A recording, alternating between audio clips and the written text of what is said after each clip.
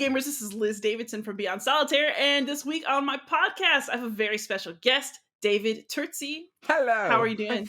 Good. A little bit So, overworked, but that's just the life of a madman. that's fair. So, for people listening to a solo gamers podcast who don't know who are you?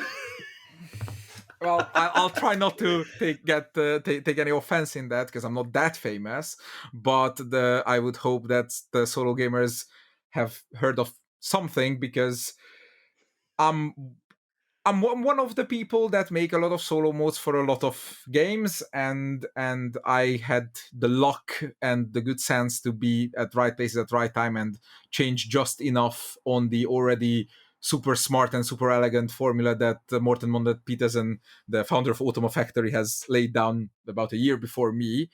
And I'm the designer of Anachrony. And Anachrony, well, I'm the lead designer of Anachrony because it was a team effort from Mindclash Games. And it contained Chronobot, and that was, as far as I know, the first heavy Euro solo mode that had a predictable opponent, as in where you could figure out what your opponent will do on your next turn, yet not math it out. And people like that. And then I started working for several publishers as designer, as developer, as consultant.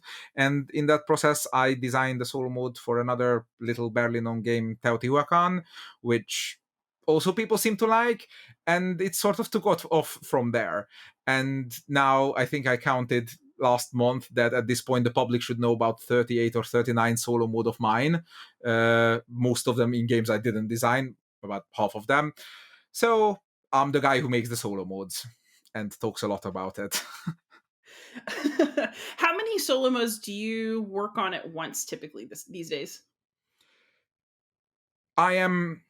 For me, solo design, and this is a secret I jokingly tell everyone everywhere, I don't play games solo. I talk, I engage, I want people to know what I'm thinking, and I want to know what they're thinking and hopefully understand it. So when I play solo, what happens is I go, ooh, I see what the bot is doing, so while I'm doing this, and I'm lost. And I take half of my turn, then half of the bot's turn, then half of my turn, then I take the bot's next turn, then my previous turn, and then it's a mess, and then I stop playing. Which means that for me, solo design isn't working on.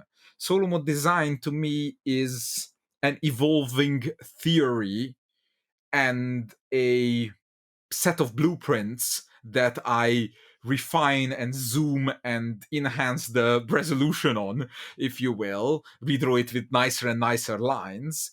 But obviously you can't make a solo mode and then put it out there and say, done. Somebody has to play it. Somebody has to tell me how it feels, is it fun? Like beating or losing the bot is like the 27th most important thing about solo mode design. It's how do you feel while you're playing it? Do you feel like you're playing the game? Do you feel like you have a chance? Do you feel like what the bot did was fair or unfair or unexpected? Therefore, I need people around me, which is great because that's what I'm in here for. And these days, I have a close-knit team of 4 solo developers. We humbly call ourselves the Solo Masters, and it's Nick Shaw, John Albertson, David Digby, and Xavi Bordez. And essentially, I work on as many games the 4 of them can test at any given time. And when a publisher approaches me saying, hey, can you work on this solo? I send a message to the 4 of them saying, which one of you wants this one? And if one of them says yes, I'll take the project. If other considerations are met.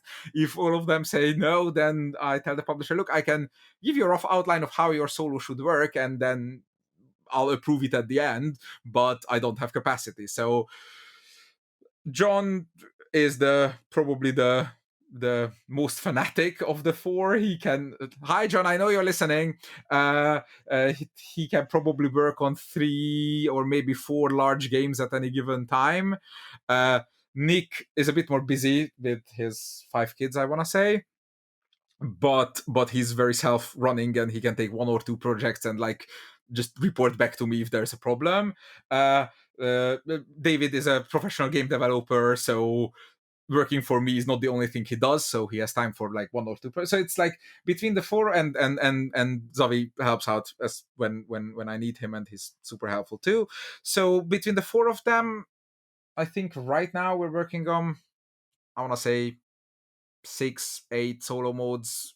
Some of them are like almost ready. Some of them are like, here is what the bot should roughly do on your turn. We'll figure out where it makes no sense. And some of them are like, we handed the base concept into the publisher, and now we're waiting for them to give expansion modules or whatever to more to work on. All right, so you said other considerations. Publishers approach you all the time. What goes into a yes from you? What makes you excited enough to make room in your schedule to make a specific solo mode? What are you looking for? With the understanding that for me a solo mode is not a I'm gonna now design this game or work on it, or Right. just like a random publisher asks me to design I don't even call that designing, I call it consulting. So what does it need me to consult on a solo mode? I think of myself as a board game designer, not as a solo mode designer. Therefore, but I want, but solo players and the ever-growing solo community is not a, oh, you guys, here's a pity game for you. No, they are first order members of our community like everyone else. We're not judging them for either preferring to play solo or not having the option of not playing solo. Therefore, they need the best games too. Just like the two-player Yo, crowd wants I the... threatened him before he said this. No, this is this is the conversation I have with every publisher where the boss is not a solo gamer and doesn't understand why anybody would ever want to play solo modes. And I'm like, I don't either, but that's not the point. It's inclusivity. It's about everyone should get what lets them have the most fun.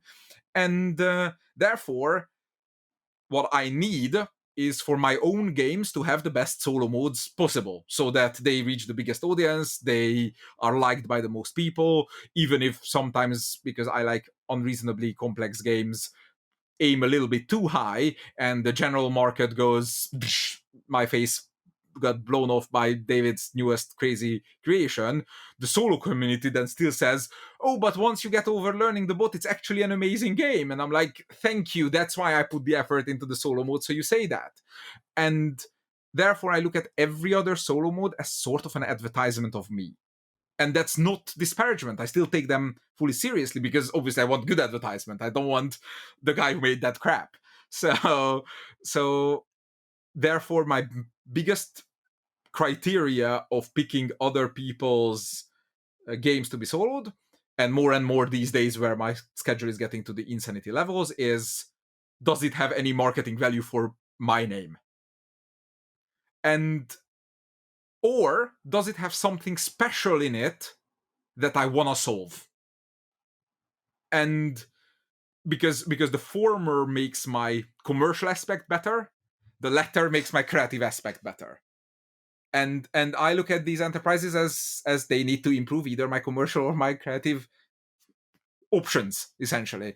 And every new solo mode I start with, the first thing I do is, okay, should it have a tiny deck like Petrichor? Should it have a state rondel like Anachrony or Dice Settlers? Should it have a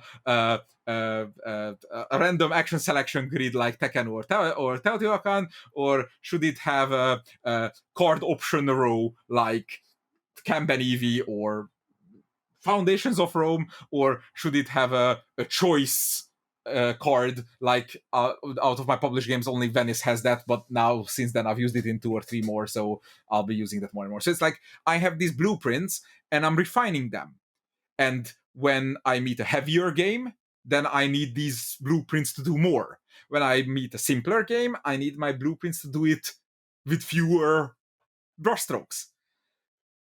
Therefore, it's interesting to me to do all these things. So I'm just curious about this. I think opinions will vary. So since you have a hand in so many different games and in their solo modes, do you ever worry that your voice will be overly dominant among solo modes, or that like your modes will start to make even very widely disparate games feel similar to each other because they have that Turczi kind of flavor to them, or do you think that your solo modes are varied enough and that you're pushing yourself enough that it's different every time? Like on games I'm consulting for the solo mode, I tend to not even try the solo mode until the game is finished. Therefore, I definitely don't have any influence over the actual game. If you wanna talk about whether the games I design or co-design or develop are getting sounding samey, then obviously I hope they aren't, and I try to do that by making them wildly crazily different. But the underlying logic of what I consider better is the same amongst them. So if somebody is in it for that, sure. But to answer the actual question and not just ramble on, do I fear that my solo modes will get samey? First of all, because my main, not just theory, but almost like design goal on a solo mode is to not be worse than the multiplayer game. Sometimes it's accidentally better, but my goal should always be take a good multiplayer game and let the solo gamer have the same fun. And not just the same amount of fun, but as close to the actual same fun as the multiplayer. Therefore, even though my blueprints and my bot action selection mechanisms and my randomization branching factors or whatever's are copy paste between my solo modes, what I do with them is give back what's fun about the multiplayer game.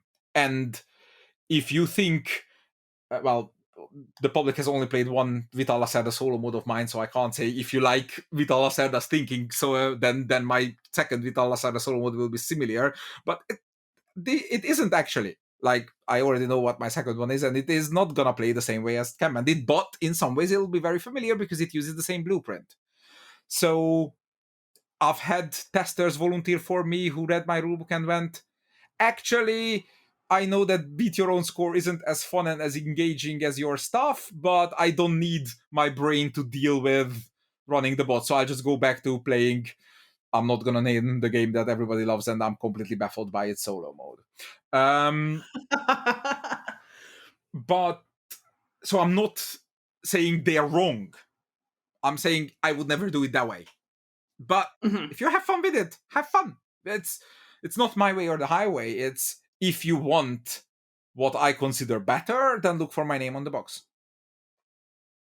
So, as we've been talking about what you see in games, the way you think about solo modes, um, we talk a lot about blueprints, about mechanisms that you see mechanisms that interest you. Do you have any interest in theme, or are you really just a mechanics guy? That is probably the most interesting this journey of self-discovery I've been through. Because I'm just a mechanism guy. I don't care about anything. Yet every single design of mine that is not just I am proud of it how super smart it is, but I think it's great. Like the one that jumps the chasm always jumps it because the and I when I say theme, there are two elements of theme: setting and narrative.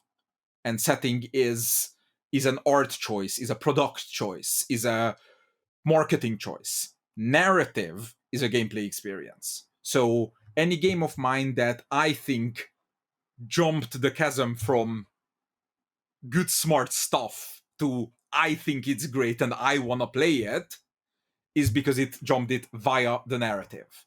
So as I get older, I say jokingly at 33,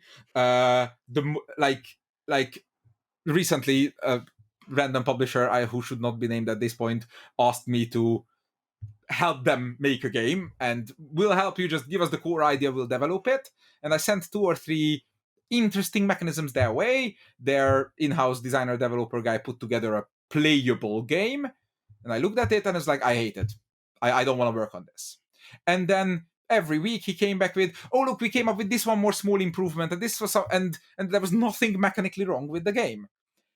And when I sat down to have a call with him, sorry, I'm quitting this project. There's nothing you can do to make me interested in this. I see that you're really improving my mechanisms, but I'm bored the hell out of this whole thing. A week before that, as a last try, I promised him that I'll read up on the lore of their in-house universe a bit. And one sentence he said on the last 5 minutes of the sorry we're breaking up meeting triggered a picture of something I read about their backlore. And I said, hold that thought. And for the next 80 minutes, I dictated the whole game down. I don't know whether the game will be good. This was a week and a half ago. But now I understand how this game will ever work. And the mechanisms are like 99% of the same what they were before. The shape of the map is different. That's it. It's because there's now a narrative. It's not just pick an action, take a yellow cube, score 3 victory points. It's now I know what story I'm telling. I know what feelings I want to evoke while making crunchy choices. So I'm a mechanism guy. I invent the mechanisms. But until I know where the game is going, it's not gonna do amazing. It's gonna be good, sometimes great. It's not gonna be amazing. But I'm not never. I have come up with a few themes, few narratives, but I'm usually not the narrative guy. So anyone says, "Oh my god, the world of Anachrony is so mind-boggling. How did you come with it?" And I'm like, I did not. That was Victor and Richard all by themselves. Oh, so they just took your generic worker placement dumb game and themed it into something cool and put minis in it. No, it was always a game about explaining time travel mechanisms through an economic Euro game, but my narrative left it in the this is smart category. And their first contribution was, yeah, but how about the Earth is about to get destroyed? I'm like, okay, I just wanted to make a tech startup company with a time machine, but sure, how about the Earth gets destroyed? And then their second idea was, how about instead of action tokens, you put the workers into those action tokens and send them out to the board? And I'm like, okay, so those are their exosuits. And they did a lot more. They're amazing, great game designers, both Victor and Richard, and not just theme and product builders. But what I learned from Anachrony, and at the time I was like essentially a newbie, know nothing. This was my third or fourth game. And at points I was fighting them. Oh, you're ruining my math over how this action pays for that action. Whereas today I say, I don't even care what's the pricing on that mechanism. What do we want to show here? And that's what I learned from Anachrony. That's what made my very smart time traveling startup game with multiple worker types into a game that Anachrony is by telling a story via the mechanisms. And not every game has to be Mind Clash level narrative. Tekkenu is not Mind Clash level narrative, but the first line of design of Tekkenu was, can I have something to go around? Okay, so how about an obelisk in Egypt? And then we went from there.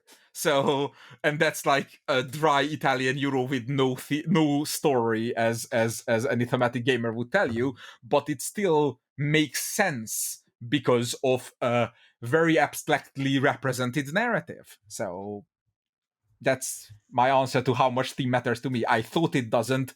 It is the only thing that matters. The other one is a base minimum. So, for how many of the games that you have personally designed, so not just a solo mode, but it was your baby, for how many of those did you choose the theme? And for how many of those have you done that theme in consultation with others? Redacted, my first game, and its little brother Microfilms. I wasn't the lead designer on either of them, and in fact, I wasn't even a designer at the time. I was helping a friend of mine make his game. So the Mihai Vince, the lead designer on Redacted, it was his theme. He wanted to make Casino Royale the board game, and Ooh. My third and fourth was Anachrony and Days of Fire. Days of Fire, everyone assumes we've done because Mitu and I and our third Kate Kate Nimmerfro, who was the artist on both Days of Fire and on Redacted, but she also helped us design both of those things because we're Hungarians, so we must have made the game because it was like super precious to us. It's the most exciting part of our history. Sure, it like I feel a connection to. I've read about it in my high school history book. My the father wrote his PhD dissertation about on the cultural effects of. I don't know, Right, right. like he's not listening, but I don't want to misrepresent. But it wasn't a precious theme to me. It was a friend of a friend sent us an email saying, "Look, guys, this government agency is doing a grant for anyone making educational games for the 60th anniversary of the revolution. Do you guys want to make a game with me? I know a guy in the ministry. I'll take it in." And then we made the game. He's a trained historian, so he helped us make the game historically accurate, even beyond our high school history knowledge. And then we went into the ministry, and then the ministry was completely baffled by the concept of a modern board game. So I went to my good buddy Dave Kirkhope and said, "Look, dude, we need, I don't know, a couple of thousands of euros and somebody to manage a Kickstarter because I hate doing that. Let's publish the game." And then after that, Dave and the other Maltese friends formed Mighty Boards, and we worked on David's big design Petrichor, which about rain clouds dropping rain on the field as a form of area control. That's all him. That's a soft theme. That's what David Kirkhope is known for, besides Burst of Happiness and then we had Hands. Those are all thematic concepts realized in mechanism. So Dice Settlers was my first. I did it by myself, and then a publisher Yeah. published it. It has a generic theme. That was before I got to. Sure, it makes sense. It's not nonsense. It's not tagged on, but the theme doesn't add anything. It was before I learned. Knights of Fire, the sequel to Days, I did pick the theme for, but Yeah. that's because Brian Train commented on the Kickstarter for Days of Fire and said, "Oh, I know a lot about this era. I even designed a small war game. I would love to talk to you guys about it." And I was like, "Oh, a famous war game designer with a completely different point of view than mine. Let's talk to him." And then he showed me, and 15 years later, dusted down version of his tiny counter-insurgency game about the Hungarian Revolution. And it was a very accurate and emotionally valid representation of the events. And I was like, okay, now I want to turn that into a Euro game. And he was like, what do you mean? I was like, so not this die, not this action menu. Here are your cards. This is the choices you can make with them. And he went, holy hell, how? And he's been like, he's still a wargame designer, so I haven't converted him into cube pushing, but he still to this day I see him cite that it's a different thinking of how to represent an emotion through choices instead of playing it through. And so I picked the theme of that, and then my actual baby is Defense of Procyon 3, where I was talking to some random publisher about, I have never worked on a game with a million miniatures, because if I ever did, I would probably turn that into a Euro game somehow too. And 2 weeks later, I sent them a pitch fitting one of the IPs they owned, about a Second World War German armies besieging a tiny Ukrainian village because it has a church in the middle that has a magical artifact, and the Tulu cultists working for the Nazis need the artifact. And one player plays the cultists, one player plays the German army, one player plays the Soviet tanks coming to rescue the village, and one player plays the 4 American commando dropped in to evacuate the civilians. And then the publisher said, sorry, can't do, we already have a similar non-Euro miniatures game scheduled for this IP, better luck next time. I was like, but this is so unique that I want to do something with it. I need a different theme. I obviously can't, tag on to theirs. What do I love most? I love science fiction books, movies, TV series is the most. I want to do StarCraft meets Starship Troopers meets Battlestar Galactica meets whatever, I don't know, something. So I made Defense of Procyon 3. I briefed the artist about every brushstroke. I didn't personally write every theme paragraph in the rulebook, but the guy who did asked me about what to put in there. So it's like there I picked everything. But it was almost beneficial because the mechanisms are so, I had to do so much with so little, because if I do it with a lot, then it becomes incomprehensibly too much, that I often had to edit the theme. But whenever I had a mechanical problem, whenever the game went, yeah, I don't like this, when the tester said, I am not enjoying this, then usually the thing that got me over the I don't have any idea for anything better was always like, yeah, but you're trying to tell us the story of us evacuating the scientists. So make 10 scientists dying a game losing clock. Make it, do it. And that created new mechanisms that suddenly was a lot more exciting than move them here or lose 2 victory points. So and and now that I'm back in the safety and bliss of working on giant Mindclash projects with their amazing guidance on theme and product, I am no longer a victim of their amazing theme, but a willing and active participant. I didn't create the setting of Perseverance, I didn't create the setting of Voidfall, but I talk to them constantly, evolving. Mechanical idea inspires new theme inspires new mechanism. I ask, can we do it this theme to make that like a, hey, I have a boring mechanism here, explain the theme to me better so I can get it. So I picked the theme for Tawantinsui and Tekenu, but those are settings, not really narratives. That was about I wanted Right. to make a game with a rondel and a worker placement smashed together into a giant mountain. And I was like, how does that make sense? That's a mountainside where we're farming. Who farms on mountainsides? The Incans. What do the Incans have on the top? A temple. What do they need? Potato. Done. So the mechanism still came from the theme, but there's no narrative. So, it's a bit of everything. So, of your solo modes, do you have a personal favorite that you've designed? Well, I can't tell you which one is the best to play, because as I've said, I haven't played most of them. The game I usually cite as the solo mode I'm most proud of, or the Gear solo mode that most surprised me that it worked, was Knights of Fire, because it's almost a block war game. Like, if you're a war gamer, I'll tell you it's a block war game. If you're a Euro gamer, I'll tell you it's nothing like a block war game. But it has the hallmarks of block wargaming, of at least one side having hidden units where their positions and their type and their state matters, but Yeah. some of those things are hidden. In Knights of Fire's case, it's the type that's hidden, the position and the state isn't.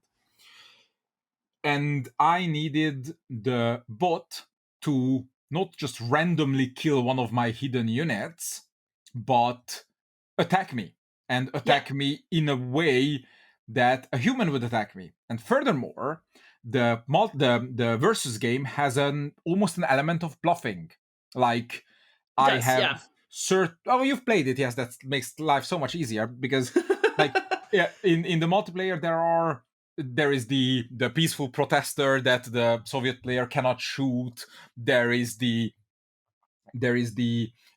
medic that can lay down in one place to reset the other guy, which are all there to, you think I put this big unit here because I want to attack you? Nope, that was just a peaceful protest. You really shouldn't have responded with aggression on everything. Oh, you thought I'm about to give up on my one good fighter? No, here is my medic. So it's not bluffing, but it's an almost wargaming level feint.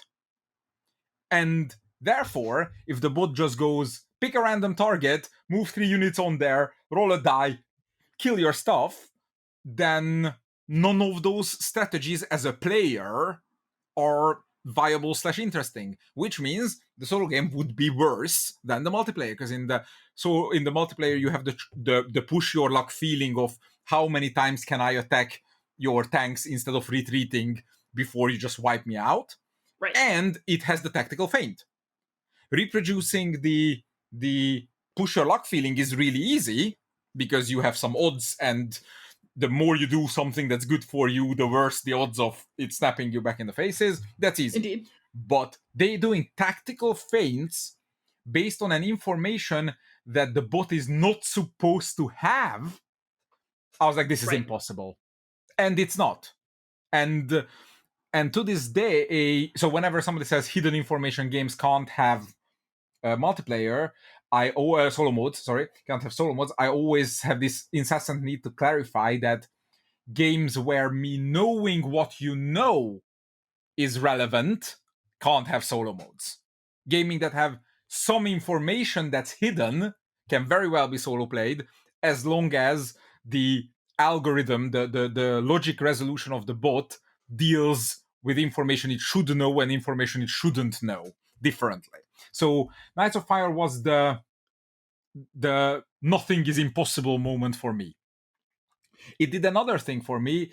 It gave me the idea of, if I need something more complex than resolve this one action, which was what all previous bots of mine, Anachrony, Dice Settlers, Petrichor, Days of Ire in a way, all did, then instead of just printing the icon or the sentence of that one icon, one action on a card, on a table, on a rondel, on a whatever, I can write a whole mini flowchart instead of looking like a flowchart, which wargamers know and love, but Eurogamers would go no on in a rulebook.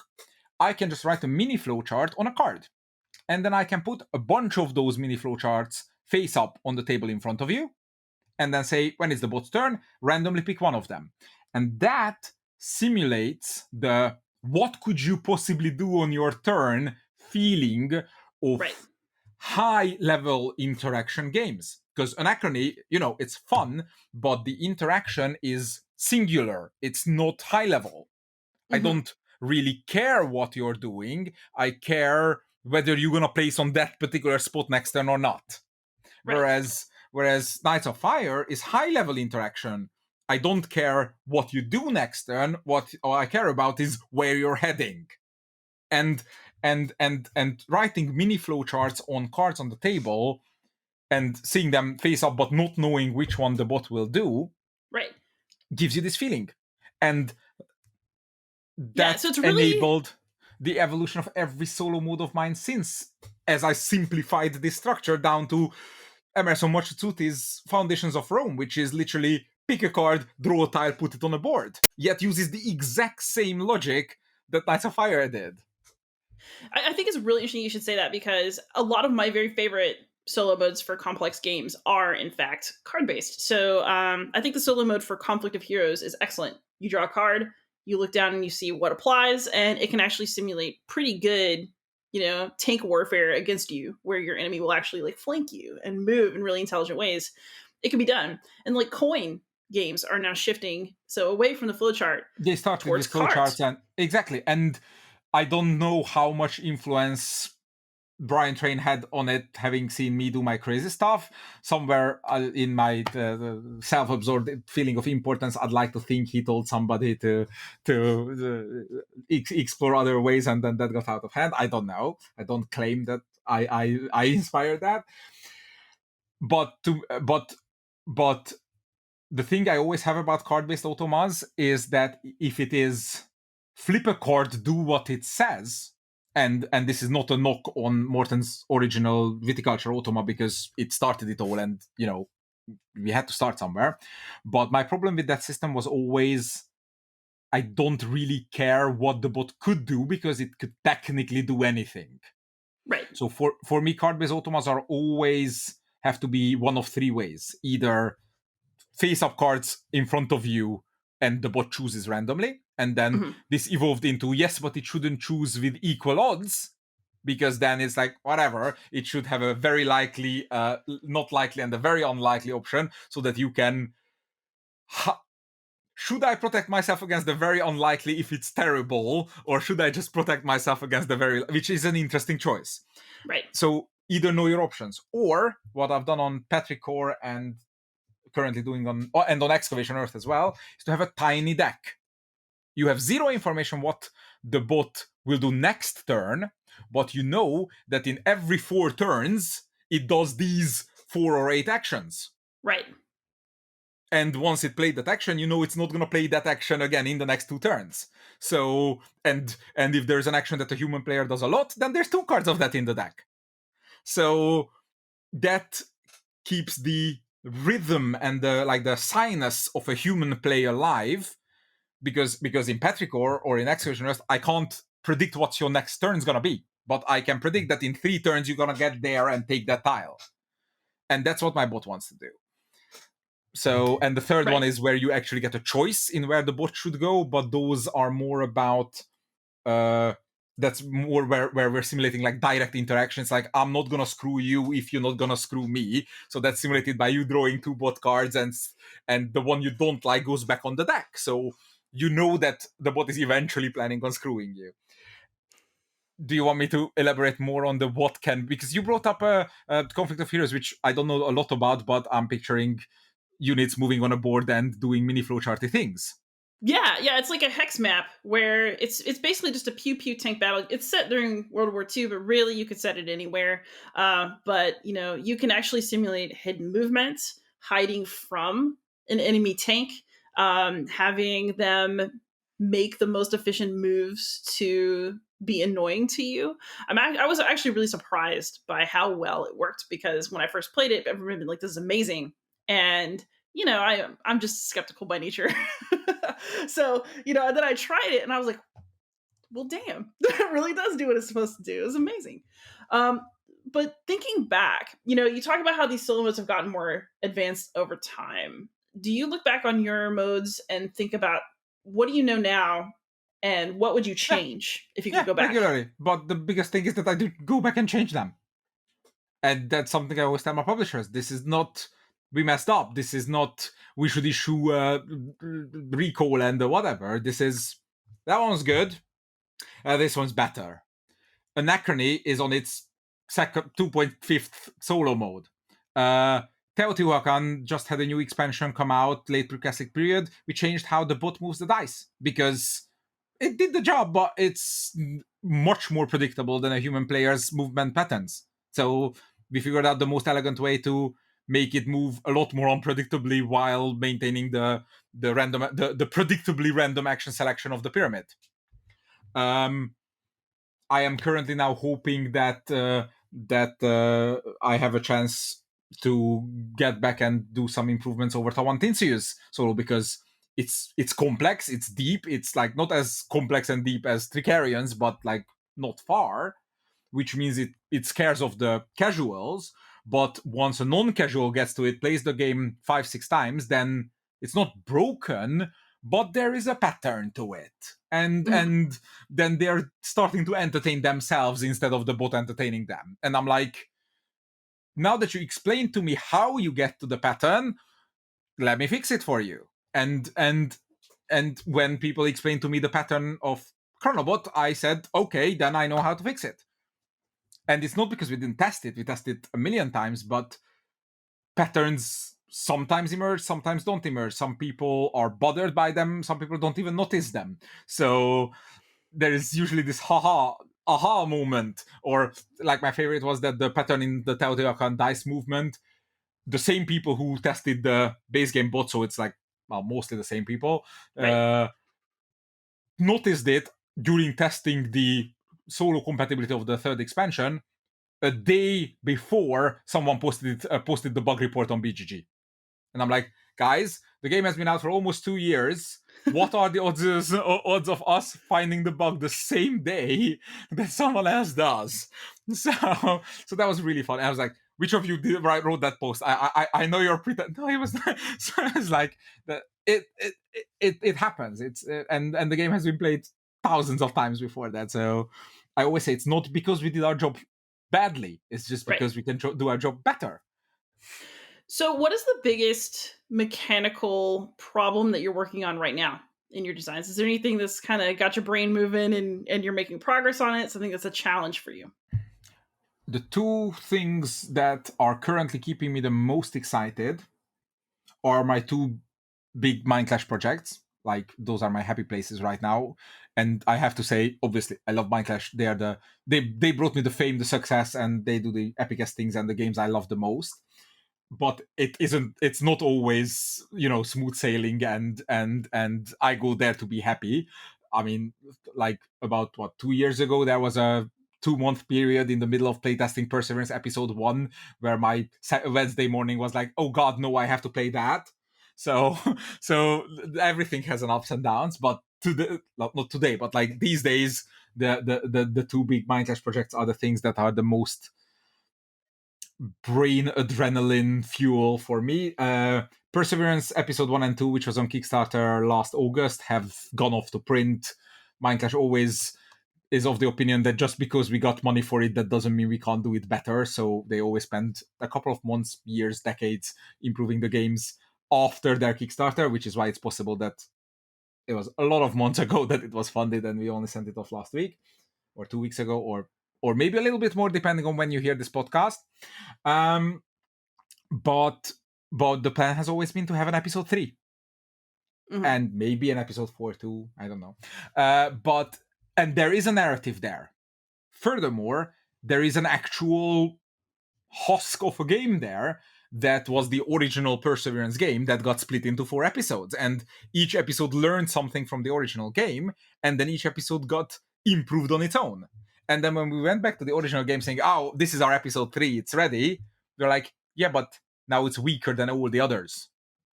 And so now I have this challenge, and I'm working with Thomas van der Ginste, one of the designers of Yido, and of course the whole Mind Clash team, and his design partner Wolfgang helps out as much as he can. And it's the challenge of taking an incredibly complex system, making it better in a way that is extremely reminiscent of a very similar other game, i.e. episode 2, yet completely different, so that you want to play both of them while telling a different story that is also a sequel to the previous story, but doesn't feel like you're just making a fourth copy of Iron Man 1, is really, really both constraining and an incredible resource to mine.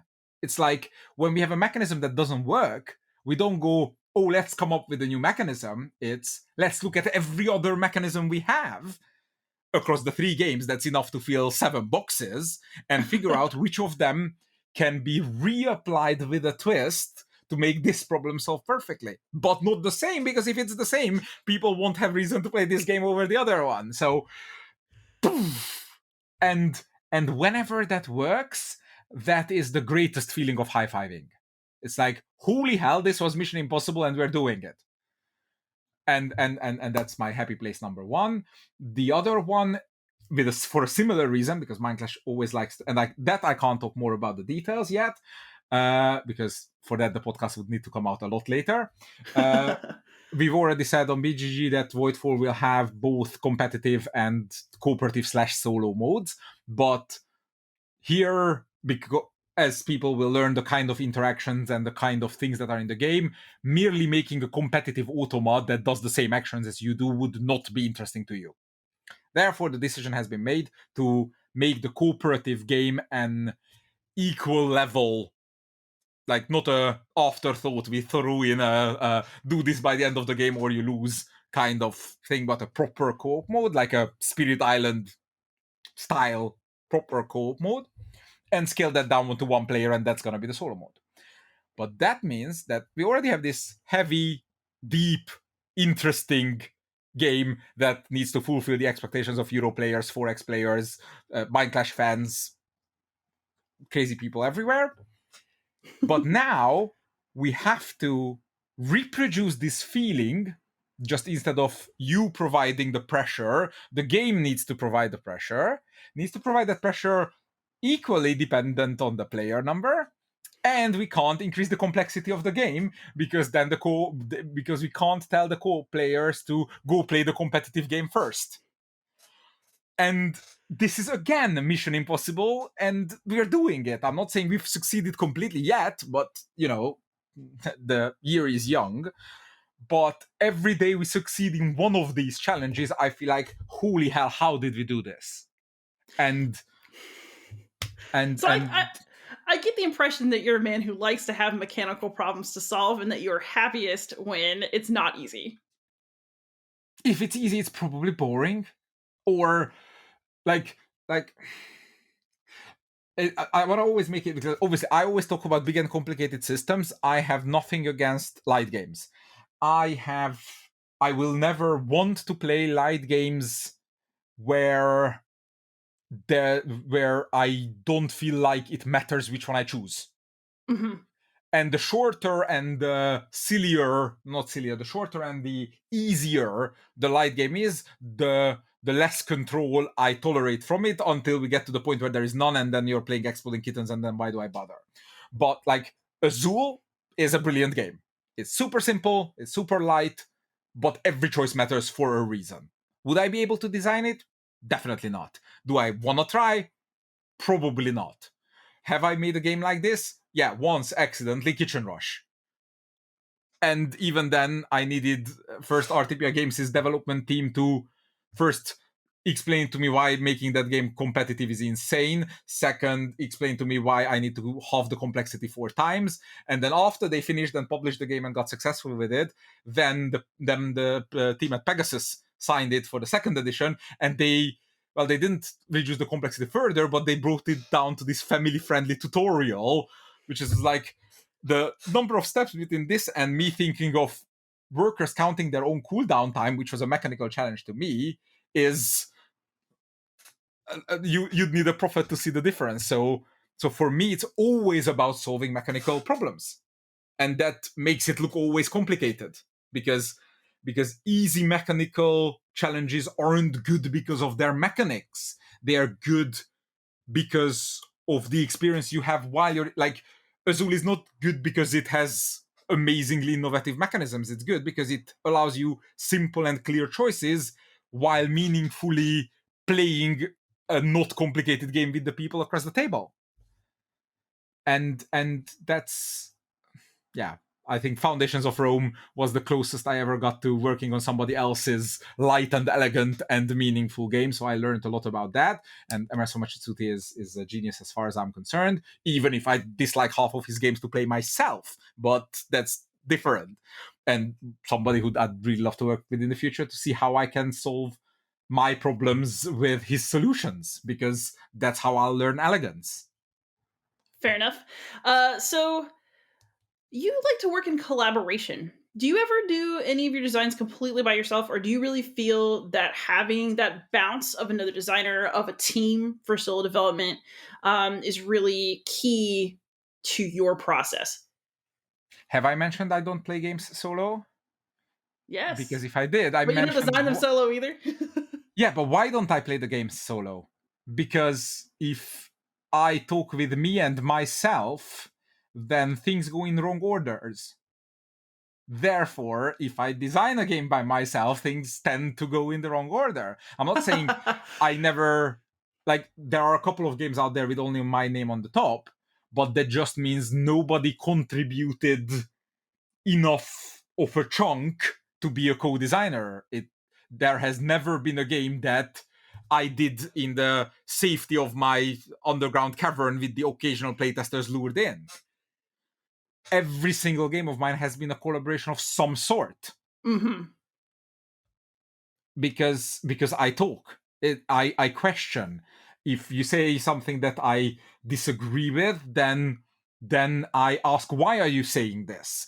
And if I say something that you disagree with, then I say, look, these are my premises. Which one of them are wrong? And if neither of them are wrong, why are you disagreeing? So it's like it's an evolution of, because if we both think it's great, then it's the chances of that we are wrong is smaller. Therefore, let's convince both of us.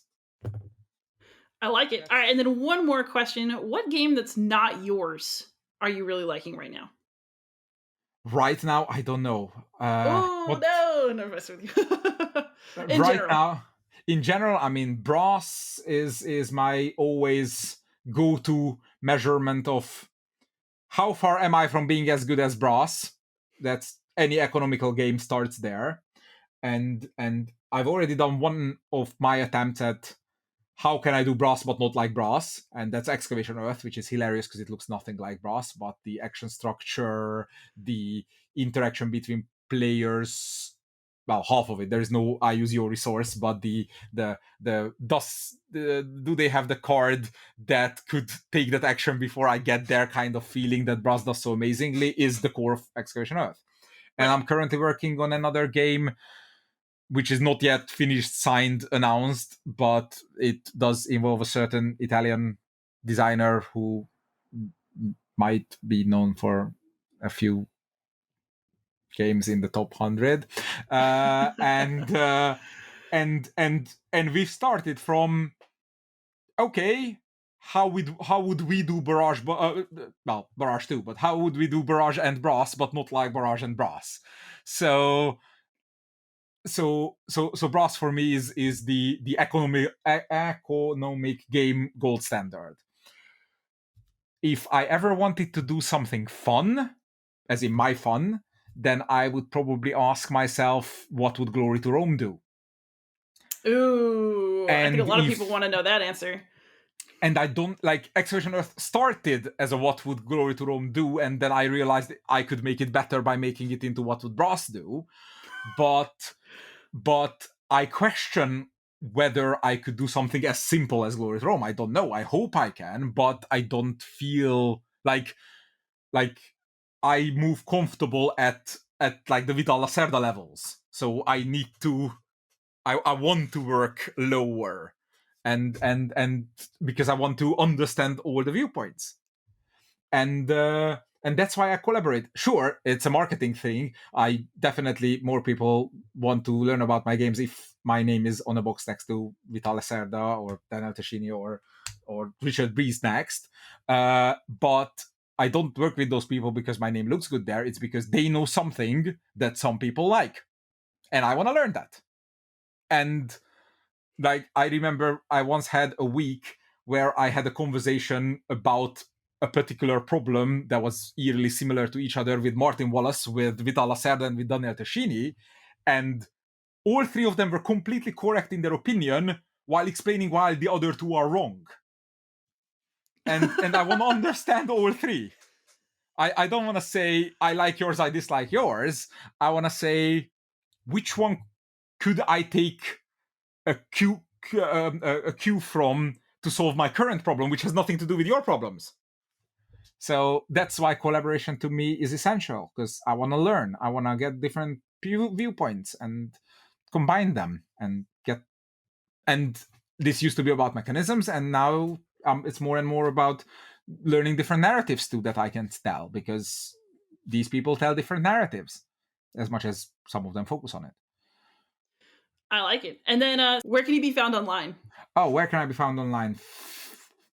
Most bigger Facebook groups I tend to be taggable in.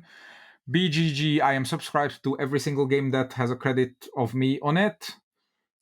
I tend to reply to message requests and geek mails if they're nice, polite, and not just asking for a rule question that you could have asked from the forum's rules thread.